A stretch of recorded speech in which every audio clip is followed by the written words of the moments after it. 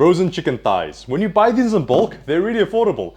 But a lot of people have an issue with them being stringy, dry, and not that good. So how can we turn this to be not only budget friendly, but also really delicious? Of course, first things first, you gotta get these defrosted. Now, since I'm doing this in bulk and I will be brining them later, letting them defrost in a tub of cold water is my quickest preferred method. Now, time for the most important part. Get yourself either a kitchen scale or a measuring cup. Then we'll be pouring in just enough water to cover the chicken, which in this case for me is 1,300 milliliters. Now I'll take that number and multiply it by 0.05, giving us 5%, which is also 65 grams of the salt that we need for this brine.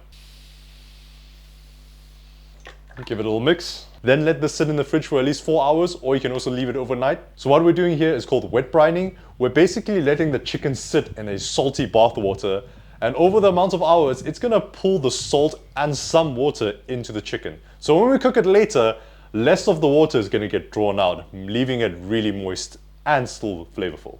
Now that it's done brining, my favorite way is to cook it in the oven. The goal is to cook this until 95 degrees Celsius. I'm cooking at 160 degrees Celsius and it'll take around 45 minutes to an hour. Let this cool off for a bit.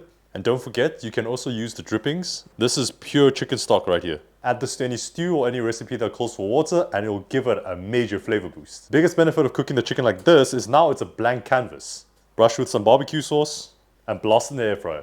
Now of course you can have it as it is, or you can shred it up, stir fry it, do some other things to it. Either way, it's already cooked, and repurposing it now for any other dish is really easy. Turned out pretty good if I do say so myself. If you told me this was made from cheap, bulk bought frozen chicken thighs, I wouldn't have guessed.